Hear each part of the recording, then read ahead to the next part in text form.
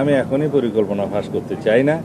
জঙ্গল সলিমপুর সহ অন্যান্য জায়গায় যেখানে র্যাবের উপরে এবং পুলিশ বাহিনীর উপরে আক্রমণ হয়েছে, সেটা আপনাদের মতো আমরা খুব গভীরভাবে দেখেছি এবং এর উপরে আমরা অ্যাকশন নিচ্ছি।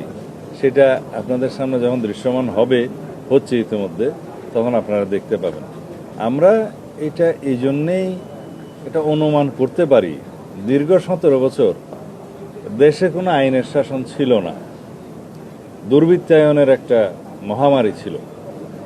তারা মনে করেছে জঙ্গল সলিমপুর আমরা যেভাবে একটা রাষ্ট্রের ভিতরে রাষ্ট্র হতে দেখেছি, সেটাকে যখন আমরা আইনশৃঙ্খলা রক্ষাকারী বাহিনীর নিয়ন্ত্রণে আনতে পারলাম, ওখানে একটা যৌথ অভিযান চলেছে, অনেক অস্ত্র উদ্ধার হয়েছে, অনেক দাগী আসামি গ্রেফতার হয়েছে। সেখানে আমরা যখন ঘোষণা করেছি যে পুলিশ একাডেমি করা হবে, র্যাবের জন্য একাডেমি করা হবে, এবং আমাদের পুলিশ বাহিনীর ক্রীড়া কমপ্লেক্স অন্যান্য বাহিনীর বিজিবির এবং এপিবিএনের পারতপক্ষে আমরা আরও অনেক, যেহেতু আমাদের সংস্থা অনেক আছে, তাদের সবাইকে ওখানে অ্যাকোমোডেট করব। ওইখানে চট্টগ্রাম জেলা মানে কারাগার স্থানান্তর হওয়ার কথা আগে থেকেই। এই জায়গাটা একটা প্রশাসনিক এবং বিভিন্ন নিরাপত্তা বাহিনীর, শৃঙ্খলা বাহিনীর একটা হাব, ট্রেনিং সেন্টার হয়ে উঠবে। সেই জায়গাটায় যাতে সন্ত্রাসীরা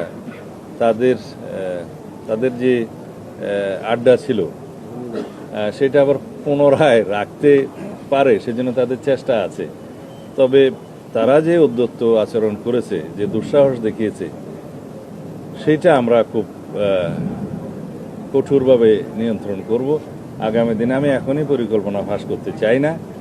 ইনশাআল্লাহ দেশে আইনের শাসন প্রতিষ্ঠা হবে, সন্ত্রাসীদের অভয়ারণ্য যেখানে থাকুক সেগুলো নির্মূল করা হবে। আমরা আশা করি আপনারা সবাই সহযোগিতা করবেন এবং সমাজের সর্বস্তরের মানুষ আশা করি আমাদের সেই উদ্যোগকে সমর্থন করবেন এবং সহযোগিতা করবেন। আমরা এই দেশে কোনোভাবেই সন্ত্রাসী, মাদক ব্যবসায়ী এবং চাঁদাবাজি এগুলো কোনো স্থান দেব না। এই ব্যাপারে আমরা জিরো টলারেন্সে আছি।